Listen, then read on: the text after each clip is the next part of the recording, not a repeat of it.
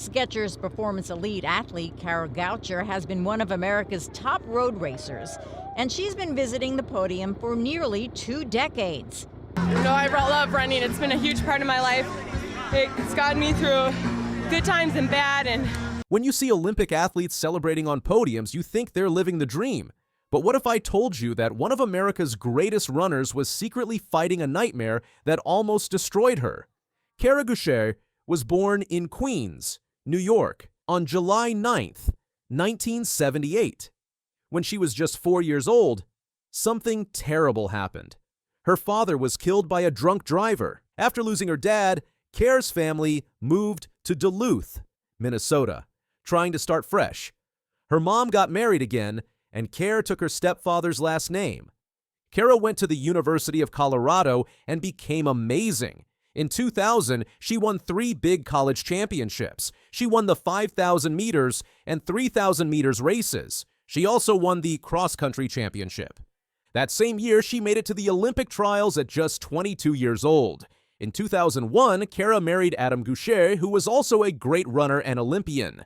After college, Kara got hurt a lot and struggled for a few years. But in 2006, she came back strong. She ran faster than almost any American woman ever in the 10,000 meters. At the 2007 World Championships in Osaka, Japan, something huge happened.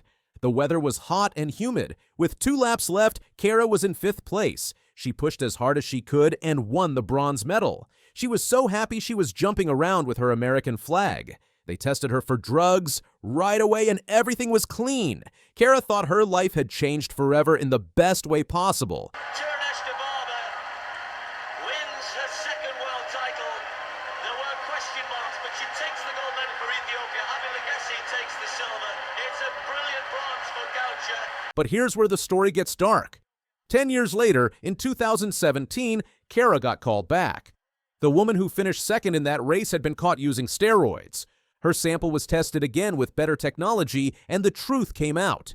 The silver medal was finally given to Kara, but it was 10 years too late. She never got to stand on that podium when it mattered. She never got the money that should have come with it. Her career never got the boost from being a silver medalist when people were watching. Kara said, 10 years later, it didn't change anything for us. We never got to have that moment. This wasn't just about one cheater. This was Kara's first real look at how dirty her sport could be. In 2008, Kara made the U.S. Olympic team and went to Beijing. She finished 10th in the 10,000 meters with her fastest time ever.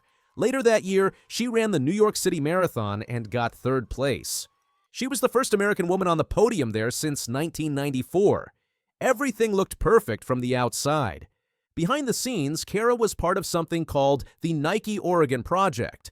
This was an elite training group led by a famous coach named Alberto Salazar. He was a legend. He had won the New York Marathon 3 times in a row. Nike gave him tons of money to create the best training program in the world. When Kara and Adam visited, they couldn't believe what they saw.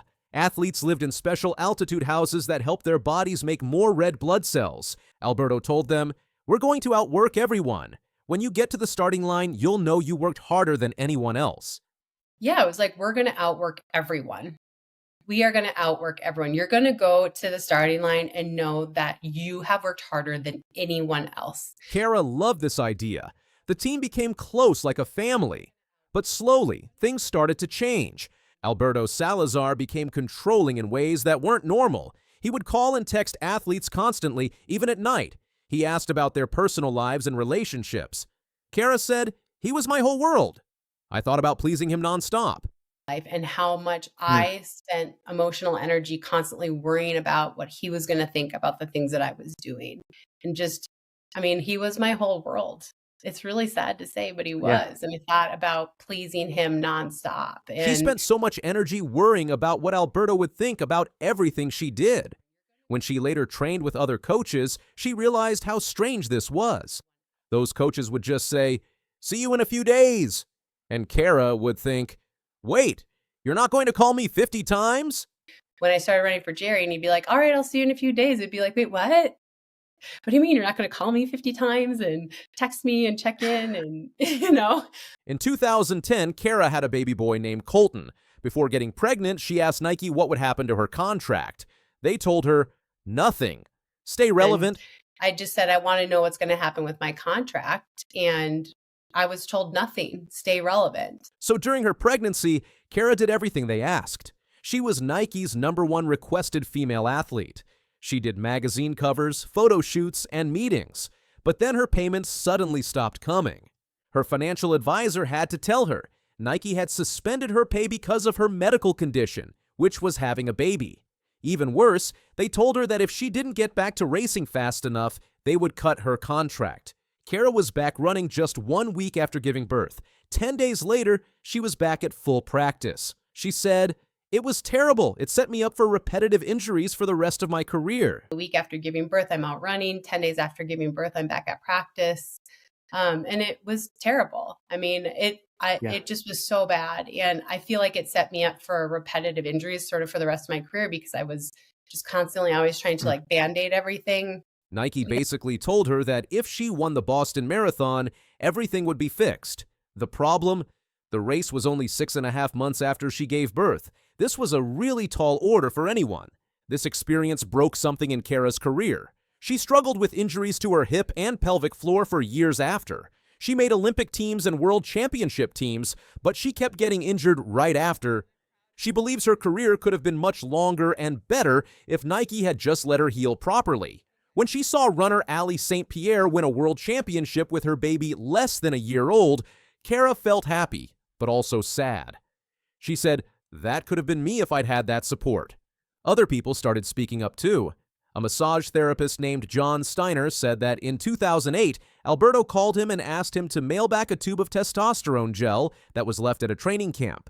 Alberto claimed it was for his own heart condition, but when Steiner looked it up, testosterone is not supposed to be used by people with heart problems. Multiple people said they saw testosterone gel around the team regularly. Then there was Steve Magnus. He was a young coach who got hired to be Alberto's assistant in 2011. Steve was only 25 and felt honored to work with a legend. But soon, he started seeing things that bothered him. One day, a stack of lab reports got delivered to the office. These were blood test results from athletes over many years. Steve looked through them and found something shocking. There was a note about star runner Galen Rupp from 2002 when Galen was only 16 years old and still in high school. The note said Galen was presently on prednisone and testosterone medication. Then in September 2019, something huge happened. The U.S. anti-doping agency banned Alberto Salazar from coaching for 4 years. They found that he had trafficked testosterone and broke other rules. Nike shut down the entire Oregon project 1 month later. Today, Kara works as a running commentator for NBC Sports. She also has a podcast with runner Desiree Linden where they talk honestly about the sport. She serves on the board of the U.S. anti-doping agency, fighting to keep sports clean. Even though Kara now has a condition called dystonia that makes running hard and sometimes needs a cane to walk, she still fights for the next generation.